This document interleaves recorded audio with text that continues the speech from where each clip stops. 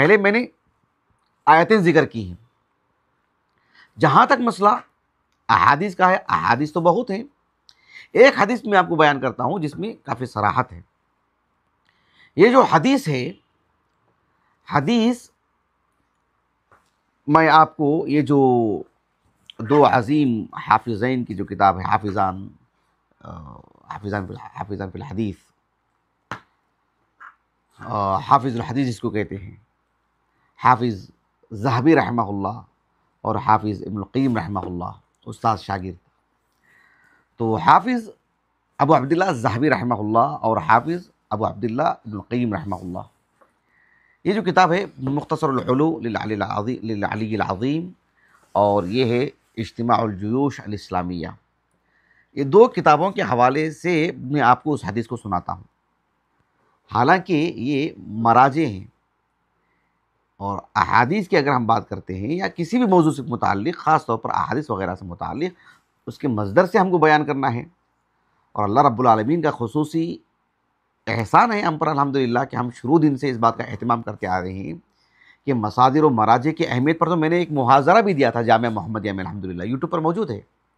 ایک طالب علم کے لیے مصادر و مراجع کی کتنی اہمیت ہے، اس پر میں نے مستقل تفصیلی ایک نصف روزہ جو ہے درس تھا، وہ ایک محاضرہ تھا، طویل محاضرہ.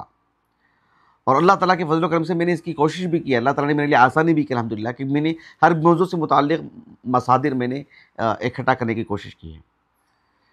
میں یہ باتیں اس لیے بیان کر رہا ہوں کہ جو حدیث میں آپ کو سنانے جا رہا ہوں، اس حدیث کے حوالے کے لیے میں آپ کو اس کتاب کا ذکر کر رہا ہوں. تو آپ کو تعجب ہوگا کہ حدیث ظاہر بات ہے مجھے اس کے مصدر سے بیان کرنی ہے، لیکن ان کتابوں کا میں حوالہ کیوں دے رہا ہوں اس کو میں آپ کو بتاتا ہوں. حدیث کیا ہے پہلے میں آپ کو بتا دیتا ہوں. حدیث کیا ہے، جیسے کہ امام ابو عبداللہ ذہبی رحمہ اللہ ہیں، آپ کی یہ جو کتاب ہے شیخ محمد ناصر الدین البانی رحمہ اللہ کی تحقیق سے چھپی ہے. ہمارے پاس جو نسخہ ہے المکتب الاسلامی، جس میں عام طور پر شیخ البانی رحمہ اللہ کی جہاں سے کتابیں طباعت ہوتی ہیں آخری سالوں میں، تو اس میں صفحہ نمبر 25 ہے، مقدمۃ التحقیق چھوڑ کر کے اصل کتاب کا جو صفحہ نمبر ہے 25، اور روایت کا نمبر ہے 38. امام ذہبی رحمہ اللہ نے حدیث کس طرح سے ذکر فرمائی ہیں، کہا کہ حدیث قتادہ بن النعمان رضی اللہ عنہ. الاصابہ فی تمییز الصحابہ میں ذو العینین آپ کا ایک لقب بیان کیا گیا ہے، بدری صحابی ہیں. 23 ہجری 2003 ہجری سن وفات ہے صحابی رسول کا قتادہ بن النعمان رضی اللہ عنہ. لیکن امام ذہبی رحمہ اللہ نے کیسے نقل کیا ہے، کہا کہ حدیث قتادہ بن النعمان رضی اللہ عنہ، کہا کہ انہ سمع النبی صلی اللہ علیہ وسلم یقول لما فرغ اللہ من خلقہ، یعنی وہ جو آیتیں ہیں نا، اللہ الذی هو الذی خلق السماوات والارض وما بینہما فی ستۃ ایام، پھر کیا ہے ثم استوى علی العرش. یعنی یہ حدیث میں بھی وہی بات ہے کہ لما فرغ اللہ من خلقہ، جب اللہ سبحانہ و تعالیٰ اپنی پوری مخلوقات کی تخلیق سے فارغ ہو گئے، تو یہ جو اللہ رب العالمین کے لیے فرغ کا یہ جو فعل ہے، یہ بھی کما یلیق لشانہ، اس پر بھی انشاءاللہ تعالیٰ گفتگو کریں گے.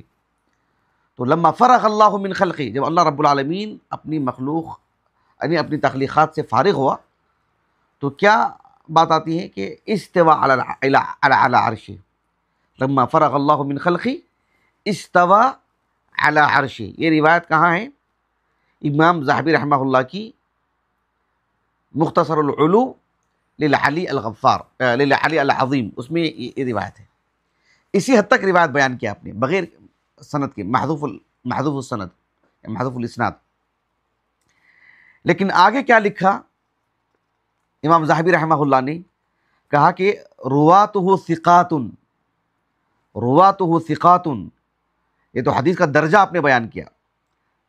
تخریج میں دو باتیں آتی ہیں، ایک تو جو ہے مطلب اس کا احالہ کرنا، حوالہ دینا کہ یہ حدیث ہے کہاں، اور اس کا درجہ بیان کرنا. تو آپ نے درجہ بیان کیا کہ رواۃہ ثقات، قطعی نظر اس کے کہ جو ہے مطلب رواۃہ ثقات کہنے سے حدیث کی صحت پر مکمل گفتگو ہو جاتی ہے، یہ نہیں، ایک مستقل مبحث ہے. لیکن آپ نے کہا کہ رواۃہ ثقات، اور اس کے بعد کہا رواہ ابو بکر الخلال فی کتاب السنہ، رواہ ابو بکر الخلال فی کتاب السنۃ لہ. یہ امام ابو عبداللہ ذہبی رحمہ اللہ کی مکمل عبارت ہے المختصر العلو سے، اس حدیث سے متعلق، جس میں اس بات کو بیان کیا گیا ہے کہ لما فرغ اللہ من خلقہ استوى علی عرشہ. اس حدیث کی تخریج میں شیخ البانی رحمہ اللہ نے سکوت اختیار فرمایا ہے. آپ نے اپنی کوئی تحقیق یہاں پر ذکر نہیں کی ہے، سوائے حافظ ابو عبداللہ ابو بکر ابن القیم رحمہ اللہ کی ایک عبارت نقل کر کی. آپ کی عبارت کہاں سے ماخوذ ہے؟ وہ ہے اجتماع الجیوش الاسلامیہ. اجتماع الجیوش الاسلامیہ یہ بھی اسی موضوع سے متعلق ہے. اب یہاں پر دیکھو یعنی احادیث آثار کی تو کثرت ہے سبحان اللہ اس کتاب میں. اللہ سبحانہ وتعالیٰ کی صفت علو سے متعلق، اور اس میں استواء علی العرش کی بھی بات ہے. یہاں پر بھی حافظ ابن القیم رحمہ اللہ کی عبارت کیا ہے دیکھو، وَرَوَى الْخَلَّالِ، کیا کہا حافظ ابن القیم رحمہ اللہ نے؟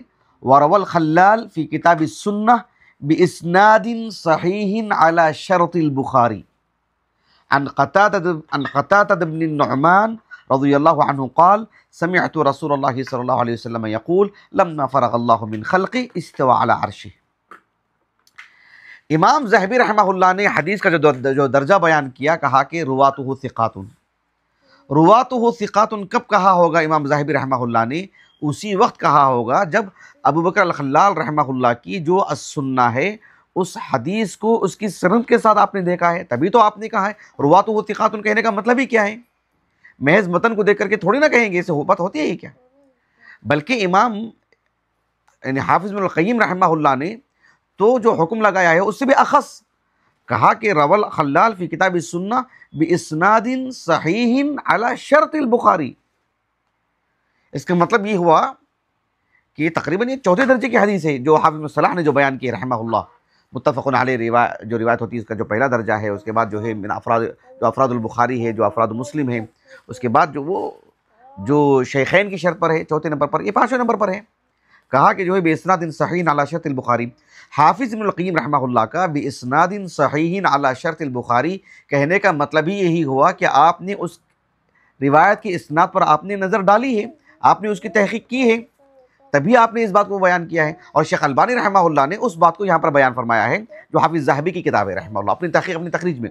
شیخ البانی رحمہ اللہ کا اپنا ذاتی نقطہ نظر کیا ہے وہ اسے کچھ نہیں بیان کیا، آپ نے سکوت اختیار کیا ہے.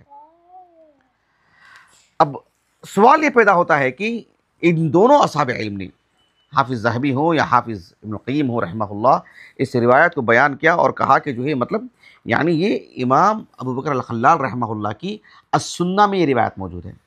امام ابو بکر الخلال رحمہ اللہ کی جو السنہ ہے یہ کتاب ہمارے پاس موجود ہے الحمدللہ 7 جلدوں میں. اور اس کتاب سے متعلق اصحاب علم کہتے ہیں، خاص طور پر شیخ الاسلام ابن تیمیہ وغیرہ دیگر بات کے اصحاب علم بھی رحمہ اللہ اجمعین اس کتاب پر خوب اعتبار کرتے ہیں. اس پر مطلب اس کتاب کا اپنا ایک مقام ہے اہل السنہ والجماعہ کے علماء کے پاس. بالخصوص امام اہل السنہ امام احمد بن حنبل رحمہ اللہ کے جو یعنی کیا کہتے ہیں عقدی اعتبار سے جو آپ کے مسائل ہیں، عقدی اعتبار سے امام احمد بن حنبل رحمہ اللہ کا جو نقطہ نظر ہے مطلب پوری وسعت کے ساتھ، اس باب میں اتنی تفصیلی کتاب شاید کوئی ہو. یہ ہمارا اپنا حاصل مطالعہ نہیں ہے، یہ متعدد اصحاب علم نے اس بات کو بیان کیا ہے، وہ ہمارا موضوع نہیں ہے. اب یہ جو کتاب ہے دکتر عطیہ بن عتیق الزہرانی حفظہ اللہ کی جو تحقیق سے چھپی ہے، اس کتاب میں نے ہر پہلو سے دیکھنے کی کوشش کی کہ وہ روایت اس میں ہے کہ نہیں. یعنی کتاب کی فہرست میں نے دیکھی، یعنی جو فہرست الاحادیث والآثار ہوتی ہے نا، اس میں جا کر کے لما فرغ اللہ من خلقی اس طرح کی کوئی روایت ہے مجھے کہیں نہیں ملی روایت وہ. بلکہ فہرست الاعلام میں بھی جا کر کے دیکھا میں قتادہ نام سے متعلق. قتادہ نام تو مذکور ہے لیکن قتادہ بن دعامہ السدوسی ہے، وہ تو تابعی ہیں، چوتھا طبقہ ہے حافظ کے پاس رحمہ اللہ. معروف ہے قتادہ بن دعامہ السدوسی رحمہ اللہ روات حدیث میں آپ یعنی ایک معروف راوی ہیں. قتادہ بن نعمان کا کہیں نام نہیں ہے رضی اللہ عنہ صحابی رسول کا، گویا کہ اس میں وہ روایت ہے ہی نہیں جتنے پہلو ہو سکتے ہیں دیکھنے کے. حتیٰ کہ جو ہے آج کے اس دور کا ایک عجوبہ، ایک عجیب شاہکار علمی دنیا میں ایک عجیب چیز المکتبۃ الشاملہ، اس کی مدد سے بھی میں نے کوشش کی اس میں بھی مجھے نہیں ملی روایت. میری عزیز اہلیہ کافی علم دوست ہے الحمدللہ، انہوں نے بھی اس کتاب کو جو دیکھنے کا رنگ ڈھنگ ہے جہاں سے تلاش کی جا سکتی ہے کوشش کی، ان کو بھی جو ہے روایت نہیں ملی. اور سب سے تعجب کی بات یہ ہے کہ یعنی امام ذہبی رحمہ اللہ نے جو ابوبکر الخلال رحمہ اللہ کی کتاب السنہ کا حوالہ دیا ہے یا حافظ ابن القیم رحمہ اللہ نے حوالہ دیا ہے، ان دونوں کتابوں کے محققین نے بھی اس پر کوئی گفتگو نہیں کی ہے. یعنی نہ السنہ امام ابوبکر الخلال رحمہ اللہ کی کتاب کا حوالہ دیا ہے کہ کہاں یہ روایت موجود ہے، نہ یہ کہا ہے کہ جو ہے بہرحال اس کتاب میں ہم کو نہیں ملی، نہ انہوں نے ایسی کوئی بات کہی ہے، جس کی وجہ سے جو ہے مطلب ایک طرح سے ہم کو تحقیق کرنی پڑے، ہم کو جو ہے مطلب پریشانی اٹھانی پڑے گی. بالآخر اس کا جو مقدمہ ہے، اس کی مقدمے میں شیخ عطیہ بن عتیق الزہرانی حفظہ اللہ نے جو بات کہی ہے وہ کافی بات اہم ہے. آپ نے اس بات کو بیان کرتے ہوئے یعنی کتاب کا جو تعارف آپ نے کیا ہے، کتاب کا تعارف، مؤلف کا بھی تعارف ہے، کتاب کا بھی تعارف ہے، کتاب کے تعارف کرواتے ہوئے کہ اس کتاب کا نام کیا ہے، علماء قدیم علماء نے اس کتاب کا کیا نام ذکر کیا ہے، مطلب وغیرہ وغیرہ، مسائل الامام احمد بن حنبل یعنی فی الاصول یا فی الامور الدینیہ وغیرہ، یا جو ہے مطلب السنہ امام شیخ الاسلام ابن تیمیہ ہوں، امام ذہبی ہوں، حافظ ابن القیم ہوں، دیگر اصحاب علم وغیرہ نے. تو کتاب کا نام ذکر کرنے کے ساتھ ساتھ آخر میں اس بات کو بھی انہوں نے لکھا ہے جو کافی بہت ہی قابل غور ہے. کہا کہ مقدمہ تحقیق کی بات کر رہا ہوں، صفحہ نمبر 44 جلد نمبر 1. کہا کہ والذی ترجح عندی انہ السنہ للخلال وان کتابنا هذا جزء من. کہا کہ امام ابوبکر الخلال رحمہ اللہ کے جو کتاب السنہ جو امام ابوبکر الخلال رحمہ اللہ نے جو تصنیف فرمائی ہے، کہا کہ وہ کتاب کل کی کل ہم تک نہیں پہنچی ہے. کہا کہ جزء من وان کتابنا هذا جزء من فانه ما يزال للكتاب بقیہ لأن بعض القضايا التي نقلها العلماء من السنة للخلال ليست في هذا الكتاب. اور مثال کیا دیا آپ نے، کہا کہ كمسألة الاستواء والرؤية. اس کا مطلب یہ ہوا کہ اس کتاب کا ایک حصہ ہم کو اب تک نہیں ملا ہے، مفقود ہے، اور یہ کوئی عیب کی بات نہیں ہے. حافظ ابن خزیمہ رحمہ اللہ کی کتاب صحیح لے لیجئے، وہ کل کی کل کتاب ہمارے پاس نہیں ہے. صحیح ابن خزیمہ ہمارے پاس ہم کو مکمل نہیں ملی ہے، لیکن کسی زمانے میں تھی مکمل. حافظ ابن حجر رحمہ اللہ صحیح بخاری کی شرح میں فتح الباری میں، یعنی جو امام ابوبکر الاسماعیلی رحمہ اللہ کی جو المستخرج ہے یا صحیح ہے، اس کا حوالہ ہر حدیث سے متعلق کہیں نہ کہیں گفتگو کرتے رہتے ہیں. اب جو ہے اس کتاب کو جو ہے مطلب اس میں سے ایک جا کیا جا رہا ہے، جیسے کہ شیخ دکتر رستم نے کہا ہے، زین العابدین حفظہ اللہ نے. تو یہ کوئی عیب نہیں ہے، بہت ساری کتابیں ہم تک نہیں پہنچی، بہت ساری کتابیں کو کچھ حصہ ہم تک نہیں پہنچا ہے. حافظ ابن القیم رحمہ اللہ کی زاد المعاد کے بارے میں علامہ بکر بن عبداللہ ابو زید رحمہ اللہ نے کہا کہ وہ کتاب شاید ہم کو مکمل نہیں پہنچی ہے. اس کتاب میں حافظ ابن القیم رحمہ اللہ کی عبارتیں بتاتی ہیں، ایسا ممکن ہے. تو حافظ ابن القیم رحمہ اللہ، حافظ ذہبی رحمہ اللہ، شیخ الاسلام ابن تیمیہ رحمہ اللہ، ان سب کے پاس امام ابوبکر الخلال رحمہ اللہ کی کتاب السنہ پوری کتاب رہی ہوگی، تبھی انہوں نے اس بات کو ذکر کیا ہے، بلکہ اس کی سند پر گفتگو کی ہے. اس لیے کہا کہ رواۃہ ثقات، کہا کہ بِإِسْنَادٍ صحیح علی شرط البخاری، بغیر سند دیکھے کیسے یہ حکم لگا سکتے ہیں. تو اس کا مطلب ہے کہ ان کے پاس وہ مکمل کتاب ہے. آج وہ مکمل کتاب ہمارے پاس نہیں ہے، بلکہ ہم پر ان علماء کا احسان ہے کہ ان علماء نے ان روایتوں کو بیان کر کے اس پر حکم لگا کر کے ہم پر احسان کیا ہے کہ جو روایت اس میں نہیں ہے وہ اس کتاب کے ذریعے سے ہم کو مل رہی ہے. اور یہ حدیث رسول صلی اللہ علیہ وسلم جو قتادہ بن نعمان رضی اللہ عنہ سے ہم کو مل رہی ہے کہ لما فرغ اللہ من خلقی استوى علی عرشہ. میں سمجھتا ہوں بات اچھی طرح واضح ہو گئی ہے انشاءاللہ. یہ جو کتاب دیکھ رہے ہیں آپ، صفات اللہ عز و جل الواردہ فی الکتاب والسنہ، یہ تو آج کے دور کی کتاب ہے اور مؤلف آج کے دور کے ہیں، اور مؤلف کے پاس یعنی کتابی دنیا کی اگر بات کریں تو انہوں نے جو موسوعہ تیار کیا ہے سوشل میڈیا پر جو ہم دیکھ رہے ہیں نیٹ کی دنیا میں، اور جو کتابیں دھیرے دھیرے آ رہی ہیں، اس سے اندازہ لگا سکتے ہیں کہ ان کے پاس کتابوں کا مطلب کس قدر عظیم سرمایہ ہوگا. اس کے باوجود بھی انہوں نے اس پر کوئی گفتگو نہیں کی ہے.